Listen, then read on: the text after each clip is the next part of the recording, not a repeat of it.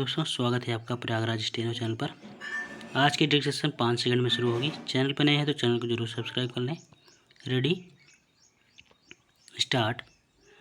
महोदय, भारत सरकार संविधान के अनुसार सारे देश के चुने हुए प्रतिनिधियों की सरकार है।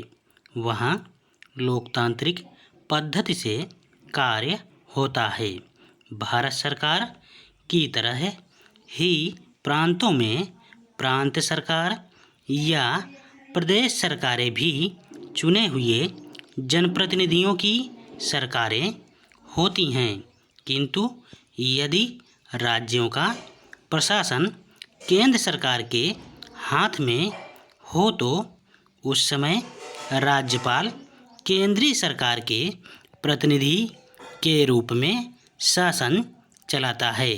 प्रादेशिक सरकारें सीधे तब राज्यपाल के आदेश पर कार्य करती हैं और सरकारी कार्य अधिकारियों व कर्मचारियों द्वारा किए जाते हैं। जनतंत्रीय पद्धति में चुनाव में सबसे अधिक जनप्रतिनिधि भेजने वाले दल का नेता प्रधानमंत्री होता है, जिसके अधीन भारत सरकार के अनेक मंत्रालय और विभाग होते हैं। मंत्रालय में मंत्री स्तर के मंत्री, मंत्रालय के राज्य मंत्री तथा मंत्रालय में उप मंत्री होते हैं।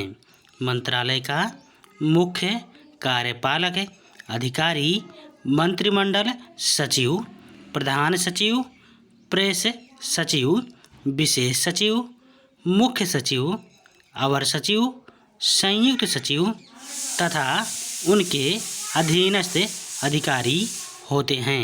भारत सरकार की सेवाओं में भर्ती के लिए संघ लोक सेवा आयोग तथा राज्यों की सेवाओं के लिए लोक सेवा आयोग होते हैं।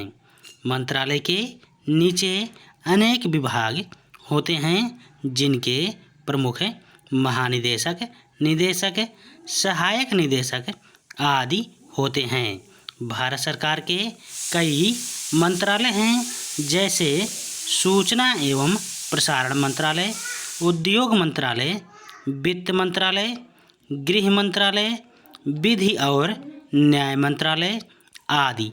इनके अतिरिक्त अनेक संस्थाएं भी सरकारी अनुदानों या स्वतंत्र रूप से कार्य करती हैं।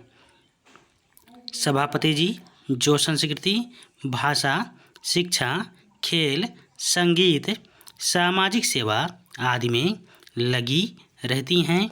हिंदी साहित्य सम्मेलन, काशी नागरी प्रचारणी सभा और दक्षिण भारत हिंदी प्रचार सभा प्रमुख हिंदी से भी संस्थाएं हैं। मानव संसाधन मंत्रालय के अधीन माध्यमिक शिक्षा, तकनीकी शिक्षा, यूनिवर्सिटी एजुकेशन यानी उच्चतर शिक्षा या विश्वविद्यालयिक शिक्षा आदि हैं। प्राइमरी शिक्षा स्थानीय निकायों या प्रशासन पर निर्भर है।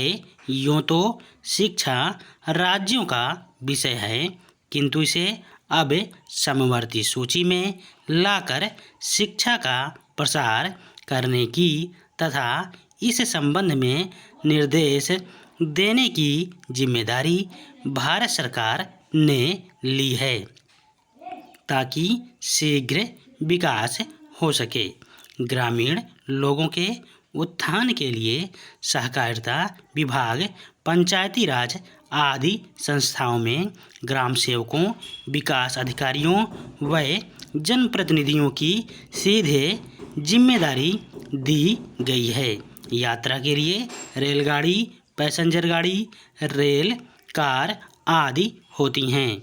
लोग फर्स्ट क्लास, सेकंड क्लास में यात्रा करते हैं। रेल की जिम्मेदारी स्टेशन मास्टर की होती है। रेलवे स्टेशन पर आवश्यक जानकारी देने के लिए टिकट घर और पूछताछ घर होते हैं। धन्यवाद।